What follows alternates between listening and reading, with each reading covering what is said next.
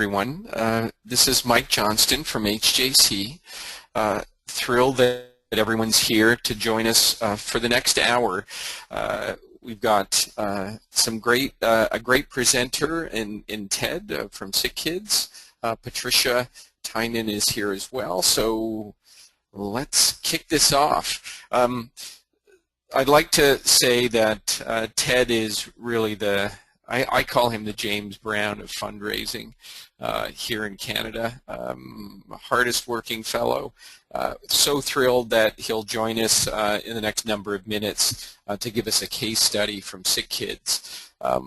If I call Ted the James Brown of Canadian fundraising, then I'm going to call Patricia Tynan the Aretha Franklin of Canadian fundraising. So she's Senior Marketing Manager at Blackbaud, is responsible to do great things here in Canada with us, and you can see some of her favorite causes. I'm Mike Johnston, founder at HJC, completely committed integrated fundraising consultant, and sadly a hockey dad who spends way too much time in arenas, even at this time of year when it's way too warm to be inside an arena. So we'll go back and forth today. We really have 3 hours of material to cover in about 55 minutes. Just a few things to say on the logistics of this. Ask questions, type in questions, and Jill here in our office will be accumulating those questions, and then we'll try to deal with them at the end because we've got quite a bit to cover. Also know that on Monday you'll receive an email with a link to a survey so you can tell us what worked and what didn't, and a recording. So I know that there are over 100 and some of you listening in today, and there are about 100 or so who probably couldn't make it because they're busy raising money for the charities they care about and work for. But the link will be there, and when you receive that, send the link of this recording on to other people who matter in your organization, and hopefully you can be change agents around using data for strategic change. Let's look big picture just for a second. Here's Yoda, ACFRE and 900-year-old Jedi Master fundraiser. It is hard in a strategic sense to see what's happening and where the future, where the path now will lead us to, because the future is constantly changing. And I think the point today is something like the Blackbaud Index at least gives you trending, right, and paths moving forward that can have data points to make you better predict what the future will look like and give you better strategic and tactical decisions. I often take a step back and test people and ask, who is this? People can type in, text in right now. I'm asking you, who do you think this is? Someone who guesses correctly in the next 5 seconds and types it in will get a free book, one of the books we published here at HJC. So you've got 5 seconds. Who is this fellow? 5, 4, 3, 2, 1. So we've got people guessing Shakespeare, I bet. I can't even see the screen. If someone has possibly, I've got some Bacon here, said Sir Francis Bacon, we'll capture who that is and we'll make sure we send you a prize. But why would I even show a picture of Sir Francis Bacon? I'm showing this because he is the father of empiricism, right, where statistics and things matter. And as the father of empiricism, he said, the more one knows, the more one can control events. And in this case, right, the more data that we have on the trends in Canadian fundraising, right, the more we can control our strategic decisions, the more we can control our tactical initiatives post-strategy, and the better we will do to prepare for the future, and the better we'll do in a competitive environment now. So I now wanted to hand over to Patricia Tynan, the Aretha Franklin of fundraising, and have her talk about the Blackbaud Index, the aggregate charitable giving data that Blackbaud makes available. Patricia or Aretha, over to you. Thank you so much, Mike. I appreciate it. I'm really glad to be here with you today and to share some of the latest fundraising data and insights from Blackbaud. So hopefully many of you on the phone call today or on this webinar are familiar with Blackbaud's Charitable Giving Report. Every year we produce this report and we base it on the insights that we glean from the Blackbaud Index, which tracks monthly year-over-year giving, both online and overall. And what's interesting about this charitable report is that it has data from over 4,000 nonprofit organizations, and it represents more than $12 billion in fundraising revenue. Now, I do want to caution you, when you look at these data insights that Blackbaud provides for this year's report, you are looking at data that is overwhelmingly U.S.-based. There are definitely Canadian data points within the data set, but that there's just a lot more American nonprofits in the set. But I do think that as a North American index of giving, there is something for us to learn from this report. And when you download it, you can check it out if you are an animal organization, if you are a faith-based organization. There is plenty of comparison data for you to see how your fundraising efforts compare to similar-sized organizations or by vertical. So definitely, when you have a chance, please check out that report. Now, insight number one, and I think that we'll all be talking about this later today, is that online fundraising is far outpacing overall fundraising.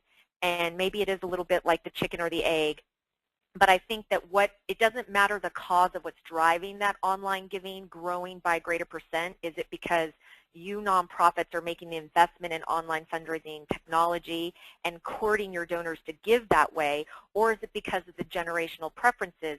Regardless of the cause, the point is that if you are still developing in the tools and the platforms that you use and the call to actions and integrating your campaigns both offline and online, you definitely need to be doing that today. So that's kind of my key point there. All right, next slide, Mike. So, but to call out, the data we have from overall data is about from 250 Canadian organizations, and then that represents about 600 to 700 million a year, around 6% of receipted giving in Canada. Next slide. So making the index work for you. So as I mentioned, the giving report is both, it's North American data, and there is such a thing as the Blackbaud Index of Giving that you can use to benchmark yourself. But why the hubbub for today is the fact that in April, Blackbaud launched the Blackbaud Index for Canada. So we realize Canada needs its own index, and I just want to tell you all on the call that it's finally here. You can find it when you go to our blackbaud.ca website /Blackbaud Index. So it's available for you. It's a resource. It tracks the charitable giving to the Canadian nonprofit sector only. And overall, it tracks about 276 nonprofit organizations in the index, and that equates, in the last data point we had, to about 700 million in revenue. We will continue to grow this index as more customers come on board. And so for you, though, how do you make this index work for you? It's two simple steps. First you visit the index, then you click to get started, and this wonderful pop-up window will appear. And you need to have several fundraising figures ready to go. You need to know your kind of overall volume amounts and online amounts.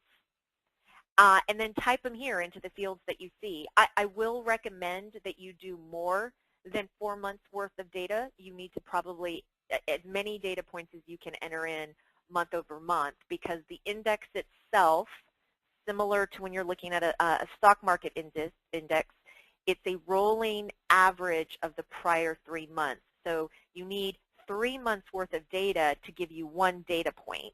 And what that does is that it smooths out the trend line and gives you a clearer picture of where fundraising is heading today. So that's how you make the Blackbaud Index work for you, like physically. But I think what I'm really excited to be talking about today in this webinar with Mike and Ted is how do you use data like the index to benchmark your performance? How do you use it as a part of your strategic planning efforts? And I think therein lies the value of the index itself. So we kind of already covered this slide, but there you go. You can see the link up on your screen, blackbaud.ca/Blackbaud Index. Go visit that link. And as you can see, in March, overall giving is trending downward. But again, online giving compared to the year prior is up significantly in Canada. If you can go to the next slide, Mike. So to also let you know, as part of the tracking of the of monthly giving in the sector and then producing next year's charitable report, we'll have a special pull-out section for Canada. But in the meantime, we do have a sector report. I was very excited to work on this with Mike and Ted. And so basically, the report is about the index itself, but more than that, more than the insights that the data is indicating, like overall giving is kind of flat, while online giving continues to grow and far outpace other forms of giving in Canada. There are the insights that our wonderful thought leaders, Mike and Ted, shared with us within the report. And so that's why I want to encourage you, when you can, go download this report. And I'm thrilled today to be here with both of them to further talk about how to use data to become better, smarter, more strategic fundraisers. Mike, over to you. Great. Thank you so much, Patricia.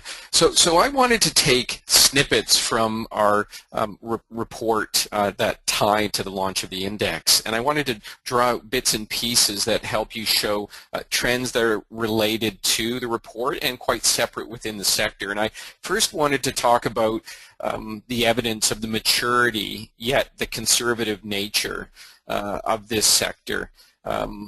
The Canadian sector is really the second most mature in the charitable world when we look at things like volunteerism, major gifts, multiple channels, events. So for example, in our next generation of giving report that we did last year in 3 countries, Canada does more pledge events per capita than the other 2 major comparators, the United Kingdom and the United States. But I think the maturity is also showing that we see more and more commercial proven management and marketing techniques coming over to the charitable sector, and it may be a step behind the United States, but it is a step ahead of other countries. And so one thing I wanted to show you in that trend of using commercial abilities is something that's being borrowed from Oracle. So Oracle is one of the largest technology companies in the world. It is mastering cloud-based solutions. It has an eye-popping $37 billion in revenue last fiscal year. It has hundreds of thousands of customers. We see the charitable sector in Canada beginning to adopt the customer relationship management techniques of Oracle for fundraising. Oracle has something called the CX, or the customer journey mapping process, and you can see here on this colorful slide that in the commercial sector, Oracle is working with its hundreds of thousands of clients, both small, medium, and large-sized companies, to create a journey map for the customer to evaluate and prioritize the attitudes, the good and the bad in that customer journey, adding emotional detail or moment detail in the third section, evaluating, right, the issue and opportunity, and then moving to see where there are solutions in a very thoughtful review and donor journey map.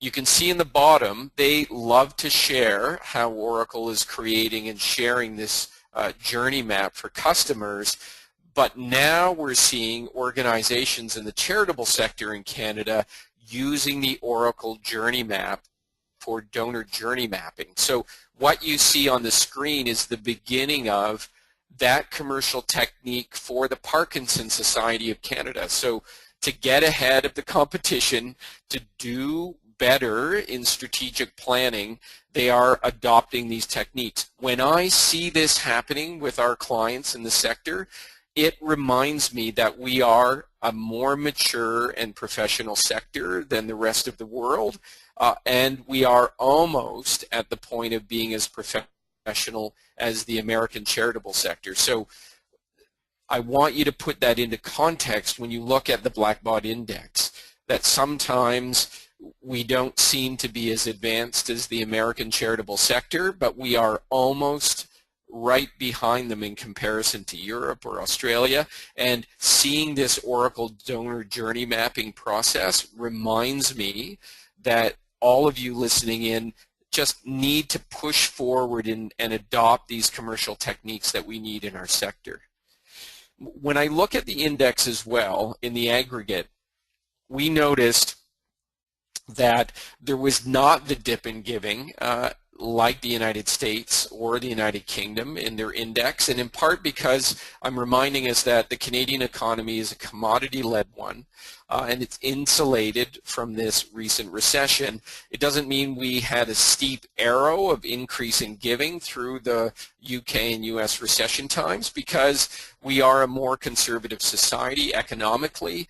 Our conservative banks also protected us. It means our Canadian banks didn't make huge profits in the glory years of 2006, 2007 globally, but that conservative nature in our financial affairs in the commercial sector, I think, are paralleled in the kind of slow, plodding growth of giving in the charitable sector. So just a reminder that there is a parallel there, and we'll come back to it later. So to have some proof points around the fact that we are slightly different, and aggregate data from folks like Blackbaud can remind us about this strategic context. This is these are four bubbles of gross revenue given in a 2013 study in Canada of 1,500 Canadian donors, Gen X, Gen Y, boomers, and matures. I call this the dramatic oversimplification of giving in Canada. And I have circled the Gen X bubble because it is bigger and has moved farther to the right than our brothers and sisters south of us in the United States in their bubble chart. And it's moved as well farther and bigger to the right than the United Kingdom. All other bubbles are reasonably the same. We think the difference is the commodity-driven, right, non-recession economy in Canada protected and accelerated Gen X giving, which is sensitive to liquidity, which is sensitive to having a job and the economy doing well. So it's just a reminder that data sets and proof points from the Next Generation of Giving study and data sets and proof points from the Blackbaud Index give you a good sense of how the Canadian economy ties and is paralleled to the Canadian charitable economy. So the next thing I wanted to look at is how data sets, either from the Blackbaud Index or Next Generation of Giving, tie and remind us about trends in giving. And there's no doubt that the hyper choice that we're being given in Canadian giving and the demand from Gen Y and Gen X for greater choice may signal the death of unrestricted giving, and I won't say it that dramatically, but it might be a great challenge moving forward to grow unrestricted giving. And Ted's going to talk about how they've done a good job in growing unrestricted giving. I'd like to blame, and I have on the screen, Charity Water. So organizations like Charity Water are giving hyper choice to donors. And you can see what I've circled. They are saying that they track every dollar raised as a proof point and as a marketing advantage to younger donors, right, around transparency, directedness, and impact. So if Charity Water is saying they will track every dollar and prove how every dollar can make a difference, how much transparency, how much directedness, how do you compete with that in the marketplace? And so we've looked at some data from the next generation of giving, and you can see here when we asked 4 age subsets, so moving from left to right, Gen Y, Gen X, Boomers, and purple on the right-hand side around directed donations matures over 65. The younger you are 2 to 2.5 times more likely to want to direct your donation. If we move to unrestricted, you'll see younger donors from Boomers down are less interested in unrestricted giving. Now, the caveat to that is either is fine. So you can either direct the gift where I'd like it, or it can go into unrestricted funding is generally okay. If we move to the right-hand side, you can see I've circled older donors think it's less important to see the impact of their donation. So this idea of impact and transparency and directedness are more important for younger donors. And so I've grabbed a Canadian example here, and I think it's a good one. This is the Sunnybrook Hospital in the east of Toronto. And you can see a symbolic gift campaign online, where on the left-hand side you can see the impact of small gifts and the total amount raised and the goal. And on the right-hand side, here is a directed gift to buy a helicopter pad. So this idea of transparency and directedness and showing impact virtually and in real time covers small gifts all the way to major gifts. So I think that the challenge in the sector in a strategic overview is we need to show directedness impact moving forward with younger donors, and how do you do that? When we look at digital giving and we look at both the rise of giving in the Blackbaud Index, where online giving is growing at a greater rate in the index in Canada than traditional giving, and then we tie it to another proof point, which is the next gen study here on the screen, we just see how important digital giving is becoming. You can see in the bottom left-hand corner, Gen X. So Gen X, 55%. There's been a huge increase in the number of Gen Xers over the last 4. We did a study in 2010, and 3.5 years later, many more Gen Xers are giving. So how do you strategically and tactically engage in the digital space with Gen X to grow both unrestricted giving and other areas of giving? This is fun as well, and there'll be no test today, but when we look at both the Blackbaud Index aggregate data on channel giving, online and offline, and we tie it here to asking donors, have you donated in this way in Canada in the last 2 years, you can see descending from the top, people who give $1 or $2 top up at the LCBO, to the Hospital for Sick Children, for example, it is the highest per capita participation across age subsets. It's not to say it's the largest amount of money, but when you look at this, digital engagement, checkout, honor tribute giving, all of these things are terribly important, but there are differences between age subsets. So it's a more complicated and integrated world that you're working in.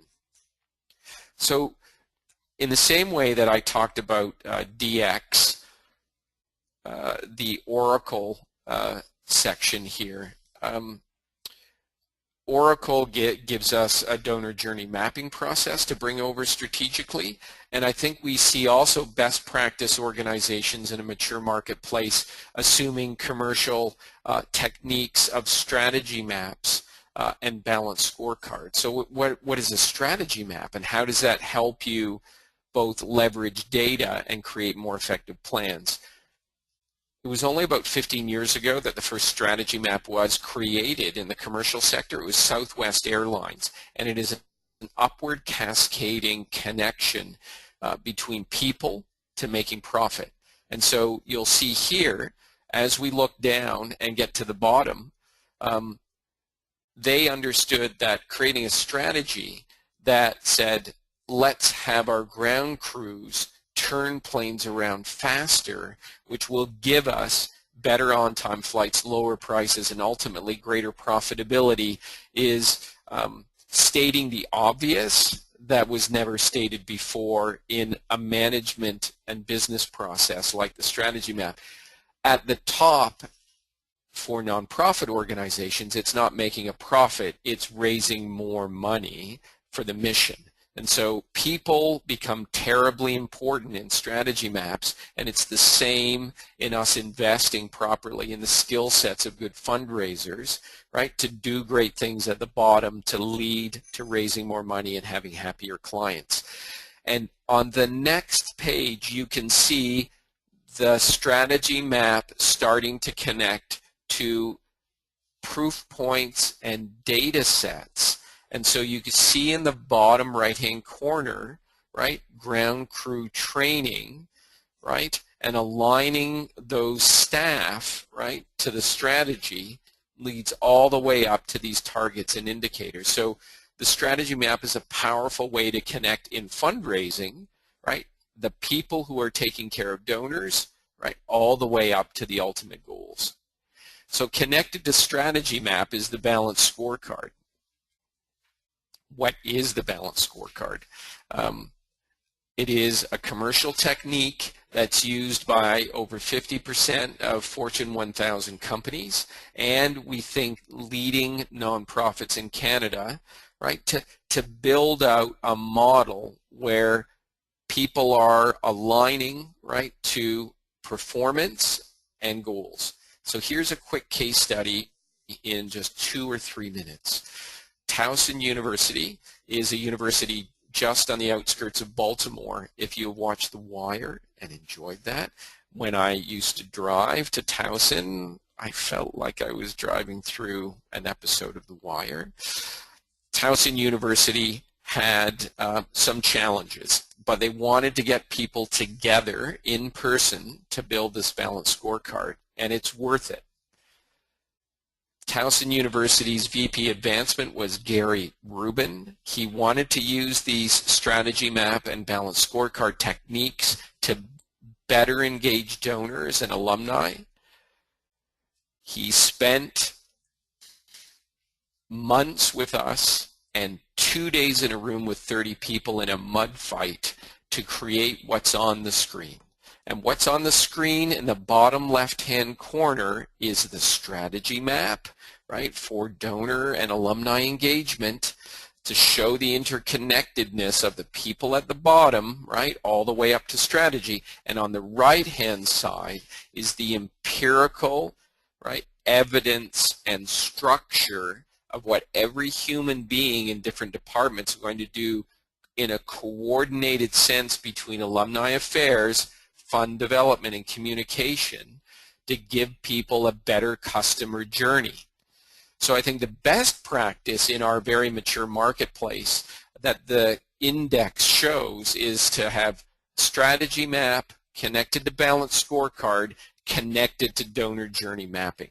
When those three things are hand in hand, reinforced with the data points of a Canadian Blackbaud Index, and a thing like the Next Generation of Giving, then we're starting to build things that impress presidents and boards of directors, and we can get the investments we need moving forward. Now, in the idea of transparency, and think about this, Gary decided to take their strategy map and balance scorecard and actually publish it, right, as an 18-page color document that was handed out and given to alumni and available for online for whoever wanted it. So this demand of younger supporters for transparency and impact and directedness and openness is personified here with Gary, that they went through this process and then they created a very open document of what they're going to do over the next 5 years and published that to the public. So the end result, you know, of using mature and proven commercial techniques is sometimes when you build a better plan, some people say, I don't see myself in this plan. And there was healthy change at Townsend. It brought senior leadership on board and greater investment, and fundraising results went up because they went through this process. So I wanted to now hand things over to Ted. Like I said earlier, and I'm not sure Ted was on the line, but I'll call Ted the James Brown of Canadian fundraising. And we're just so pleased that he's willing to share a case study. You're busy, Ted, so we're so pleased that you're here to share and take some questions at the end.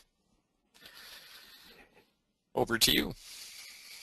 Okay, hopefully everybody can hear me. And let me say thank you, Michael, for giving me this opportunity, and thanks to Blackbaud for coming out with its index, because as I present sort of the state of affairs at SickKids, I guess from a contextual point of view, what I want you to understand is that as we move from where we were in 2009 to where we are today, all of it came as a result of having really good data, good information, to allow our senior management team and our board to make really informed decisions. I have a board of really senior business people. They do not take decisions on the basis of hunches. They do it on the basis of really, really good sound information, and it's information like through the Blackbaud Index and like through the information that Mike has presented today that we're able to take our case forward. So let me look back to SickKids Foundation in 2009 when I first arrived. I think it's fair to say we were in a bit of a crisis. The board had accepted the resignation of the chief executive officer, and with that was a good deal of media publicity about the severance that the former CEO received. The organization had a revolving door of people coming in and out, a turnover of about 40%. And while the organization, over the time that my predecessor was here, had grown from $45 million a year to over $85 million a year, there were actually media reports questioning the kind of fundraising practices that the foundation was engaged in, you know, the kind of remuneration we were paying people, to the point where, you know, there were regular stories that were appearing in the Toronto Star, and that sort of shook the reputation of the institution. It sure didn't make our partners over at the hospital feel very good. And in my view, there wasn't a great deal of publicly available information about what the foundation was doing from a transparency perspective, an impact perspective, and almost a perception here that we couldn't go out and share what knowledge we did have because others might try to steal it. I know that sounds extraordinarily paranoid in today's environment, where we embrace the fact that others do things that we can do ourselves. But it was just a very different point in time and a culture that had shaken the institution and had shaken our relationship with the hospital. So if we go to the next slide. So when I was brought in, I really was given the responsibility of restructuring and stabilizing the foundation. Let's get back on an even keel. rebuild public trust in the organization and with all of our stakeholders. And that had to do with media, it had to do with the hospital, it had to do with donors, with staff. It was a fairly daunting task to know that you had to repair relationships across a wide swath of your stakeholder group. And also to do all of this by reducing how much money we were spending on fundraising to get the costs under control, because some donors were starting to react negatively to it. And all the while, I recall it clearly, the day I walked in, the board chair said to me, "Oh, and by the way, we have a new $400 million research building that we've committed to help fund, and you have to go out and within 3 years raise $200 million to support this new facility, and by the way, continue to raise funds for all of the other commitments we have made to the hospitals." So needless to say, I walked into a situation that required some pretty quick and decisive action, but action, once again, that was really based on a lot of good fact. The other interesting thing at this point in time was that we were going to experience a very significant turnover in our board members, and that was another sort of daunting task of how do you recruit the right leadership for the future, and I'll come back to that point in a minute. If we could go to the next slide, please. So what did we do to get started? Knowing that I needed some quick wins, one of the first things we had to do was actually reduce our operating costs to get our cost per dollar back under control and to really right-size the organization. And so we did do some significant restructuring. I think there were probably about 40 staff of our 40 staff that were terminated or through attrition were let go. I restructured our senior team to align our business around really 4 core revenue channels. All of our direct marketing, which is the sort of mass fundraising that we do through door-to-door canvassing, direct mail, telemarketing, our direct television program, tribute giving, you name it, we've got a mass marketing channel for it. An events program that was both tailored to, at that time, really third-party events and a few partnership events. Corporate partnerships, which here at Sick Kids embraces everything from traditional corporate philanthropy to cause-related marketing campaigns like the LCBO, Mike, and this year we got $1.2 million from the checkouts of LCBO. And then major and gift and estate planning. I believed very strongly that revenue diversification was important in an organization like Sick Kids, so that in the event that we had softness in the marketplace in one sector, the other channels could potentially make it up. Now, I have said, and this did appear in the Blackbaud article, that not everybody has the resources or the infrastructure to be able to diversify perhaps as broadly as we do, in which case then my advice to you is to concentrate and focus. But in our case anyway, we felt that the diversified fundraising mix was important. Substantially beefed up major gifts and gift and estate planning staff resources. I personally believe that while there is opportunity for incremental growth in other channels, that the real future opportunity that lies out there for fundraising organizations is through major gift giving.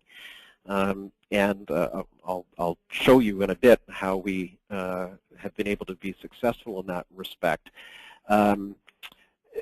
It also, in going in this direction, also made me vulnerable to more directed giving from the unrestricted giving we get through programs like direct marketing.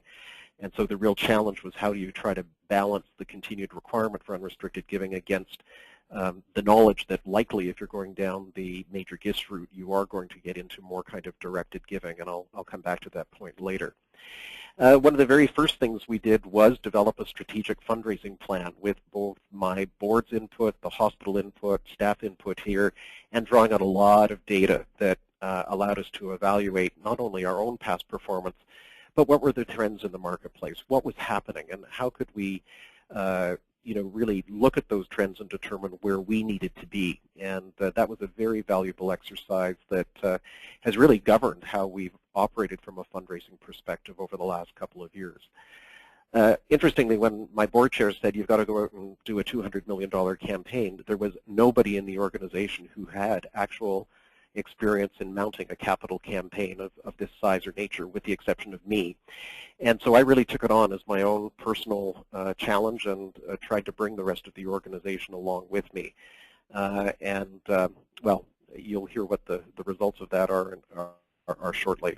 And by the way, we really took transparency and accountability seriously. Published our first annual report in years, put our financial statements out on the website, a total commitment to transparency and accountability that we really tried to imbue in the culture of the organization. Next slide, please.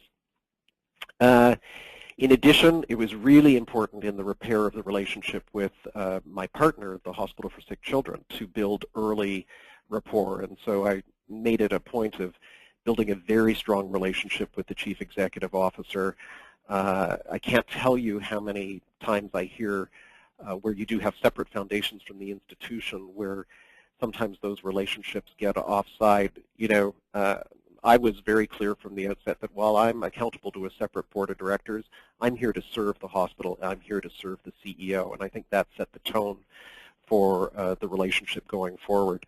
One of the other things we didn't have was a very good policy framework in place in which to do our fundraising. So I may find it interesting that an organization raising over $80 million a year didn't have a well-established gift acceptance policy, didn't have a well-established naming and recognition policy, just to name two. And one of the things that was really important was to make sure that that policy framework was put in place so that we had the, if you will, the controls and the process to be able to evaluate the gifts that we were going to get and how we would provide things like recognition and naming and build consistency. We also established a whole new way of establishing the priorities for which we were about to raise money.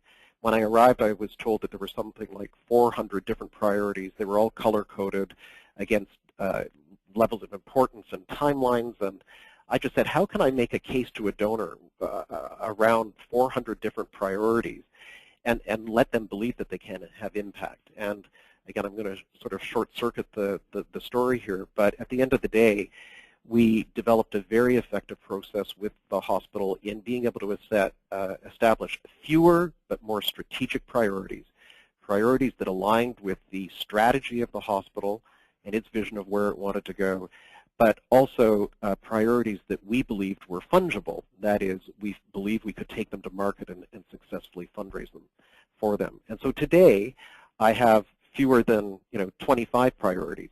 And it doesn't mean that we're not opportunistic and talk to donors about other things that fall outside of the priorities, but they give us a really good frame in which to tell our story and to drive our activity.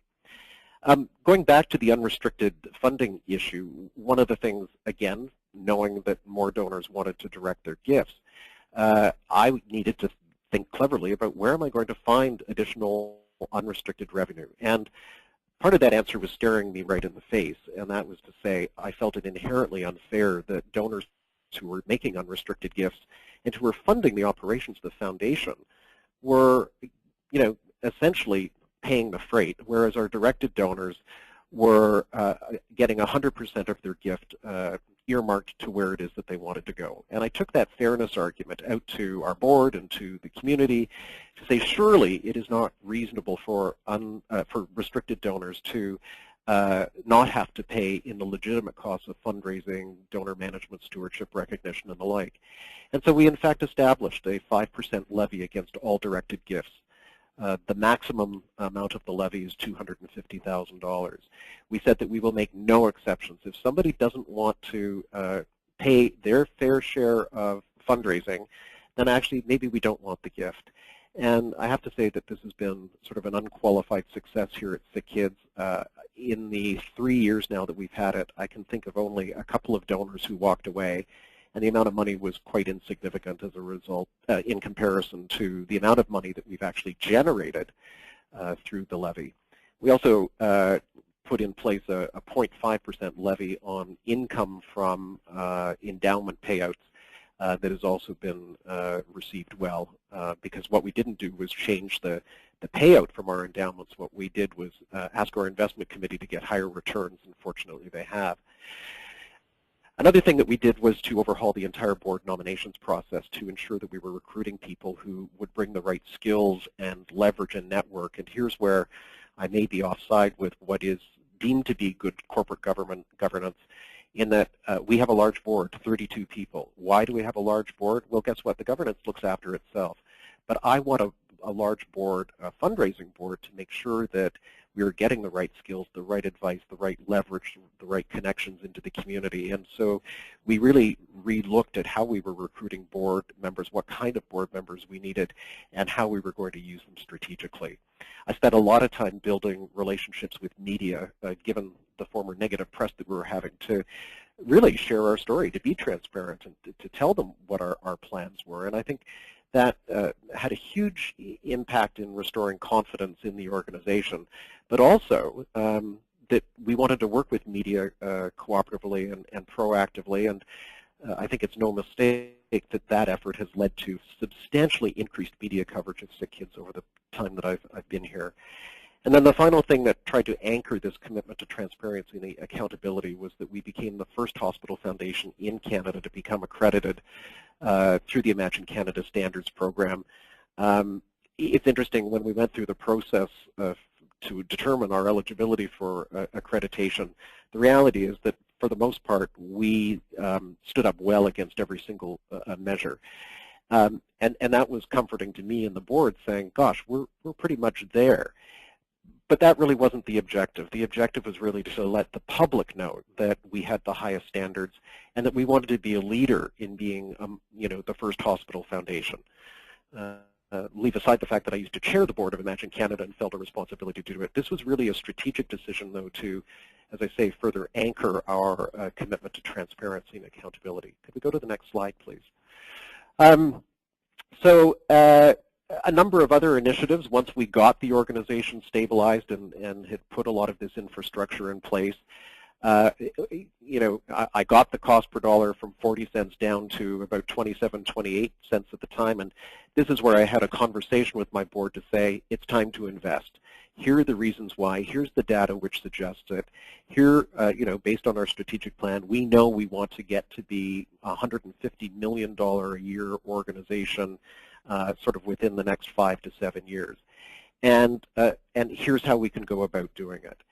And so we had a conversation with the board, too, about what was the reasonable level of investment that we think we could defend publicly. And we came up with a range of 28 to 33 cents on the dollar, and that then gave me the parameters to decide how much to spend and where to spend it. And so a couple of areas has been that I'll cover now. Direct marketing, new donor acquisition. Why was that important for us? Because 95% of our direct marketing revenue is unrestricted, and we have very high rates of retention in our direct marketing programs, about 85% annually. So this was going to be another cash grab, if you will, to get more of that unrestricted dollars.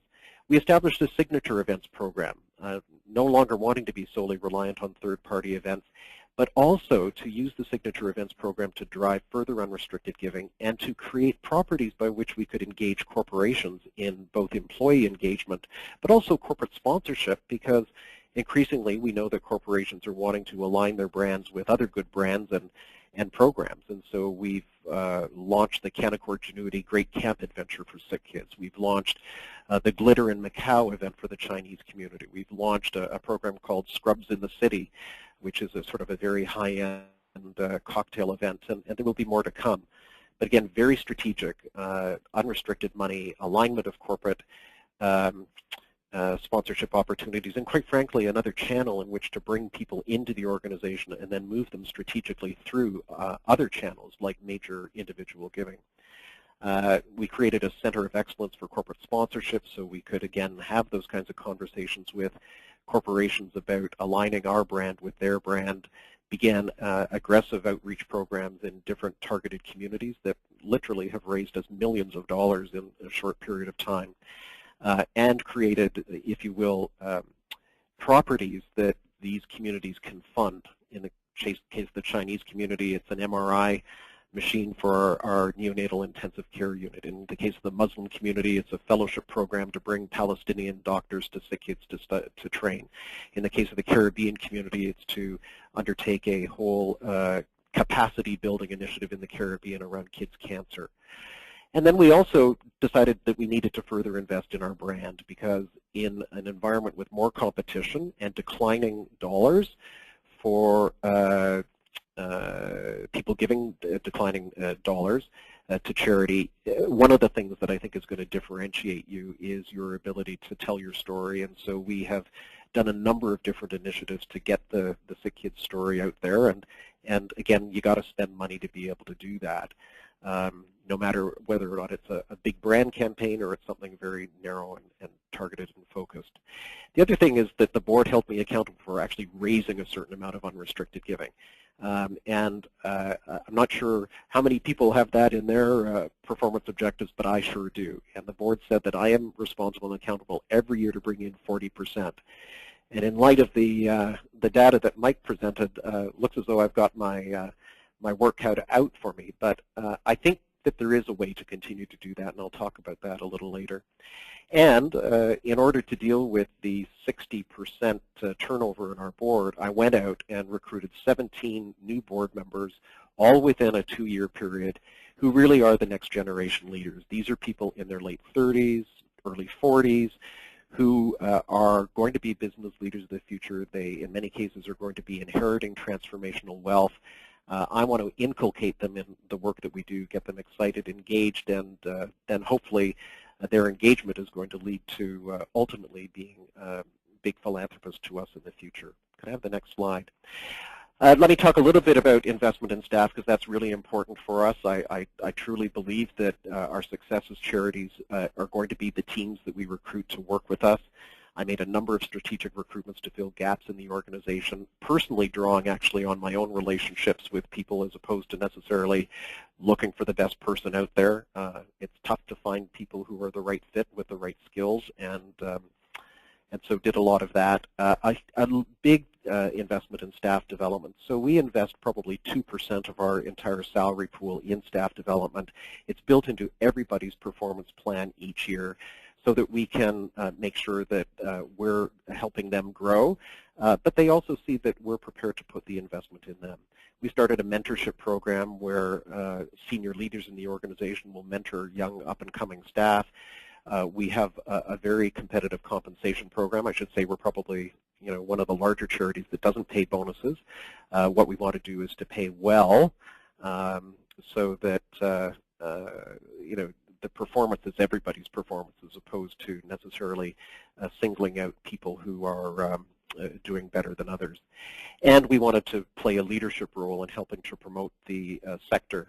And I think we've, certainly, if anybody of you know some of my staff, you'll see that they've been more proactive in getting out there. I know I'm running short on time, but I don't want to say, give light to the, or not tell you about the importance of business process improvement and data analytics to be able to take your databases and really be able to do good analysis in order to make these kinds of informed decisions, and where you should be investing in reaching out to new groups or segments. It's been a huge piece of work. We really had to repair the granting processes and flow of monies to the hospital, which honestly were I was sitting on tens of millions of dollars because nobody was really managing the store about getting that money flowing out, and that creates credibility problems for a foundation like mine. When I'm sitting on all this money, how can you make the case to donors that you need their funds? And so we needed to demonstrate that we were getting money out into the things that it was intended to support. Donor stewardship, absolutely crucial. We've made a big investment there. It goes back to this issue of demonstrating impact, not only on a broad basis, but individually, so that the stewardship is personalized and valued by each and every person. We've invested a lot in trying to improve the culture of philanthropy in the hospital. I have to say it's very good to begin with, but we need to make sure that people understand in the hospital why there's a foundation, what we do, what impact we have, what role can you play in helping us be successful. And we've done a lot of strategic fundraising partnerships, which I also believe is very much in our future. as fundraising organizations. I can give you a couple of examples, a partnership between University of Toronto, CAMH, SickKids, and Trillium Health Partners, in which we created a collaborative initiative around medical psychiatry. I've done a couple of other partnerships with CAMH. I've got a partnership with Heart and Stroke Foundation going on. The reality is donors today want to see you collaborating more rather than all of us coming individually, and I think this is something that we're just going to have to be prepared to do. And we've said that there are two things that will drive the work we do here at SickKids Foundation. Number one, to provide the best possible donor experience, and we have a whole list of things that frame what is the donor experience. We've done research to evaluate our performance from a donor's perspective on how we've been doing and where we need to make enhancements. And really innovation in fundraising. You know, we want to be at the leading edge of introducing new programs and initiatives. And again, this comes as a result of looking at the data and realizing that we just can't stand still. We have to be doing things differently. Next slide. So where are we today? Well, in 5 years, we've had quite the journey. Our revenues of fundraising revenues have grown by 45%. We've improved our cost per dollar. We've had 100% improvement in our granting. Our staff turnover is down to 10% a year. We successfully completed the campaign on time, on budget. I've been able to maintain the unrestricted fundraising revenue. We've attracted several major transformational gifts, great relationship with our hospital, and a very high degree of staff and board engagement. And I tell this story not to be boastful necessarily, but to rather say that when you apply, you know, the discipline and have a great plan, and you've got great people to implement it, and you've got a great brand to be able to go out and do it, you know, really anything is possible. Thank you. There's Ted. Just I'll pick up and move on to the conclusion here. But part of Ted has clearly talked about, you know, people, process, systems, and when I was talking earlier and showing, you know, both strategy map, balance scorecard, and donor journey mapping, these kind of strategic and commercial techniques, it's pretty clear that there is a thoughtfulness and a thoroughness in how Ted has been leading and growing his organization, and those are all takeaways for organizations, small, medium, or large. So if we just go to the conclusion here, and picking up back to what Patricia had introduced at the beginning, that Blackbaud is doing its best to give us great data and better data in Canada, either through NextGen or through the index. That data, as Ted is telling us, you know, are proof points. Good data are proof points for really a more demanding board environment and a more competitive fundraising environment across all age subsets. So, you know, using more sophisticated models of operation, leveraging better data to have really empirical plans that boards are both impressed with and want to make further investment is the reality we are sitting in now in the Canadian fundraising market. So I wanted to see if there are any questions at the end, and I wanted to thank Ted for his time and Patricia for her time, or I'll call them James and Aretha. Hopefully this has been a helpful 1 hour. And just to remind you that you'll receive the PowerPoint on Monday as a PDF. There'll be a link to a survey to make sure that we can do better, and the recording as well. So thanks everyone for listening in. You have busy days and you've taken an hour out of that day, so thank you so much. Just looking to see if there are any questions. We may have, Ted, Patricia, we may have covered everything we needed to cover today. And it looks like Jill is telling me that's true. So we'll wrap up. Again, Patricia, Ted, thanks so much for your time. We'll get good information out to you on Monday, and have a good rest of the week and a great weekend. Thank you so much, people.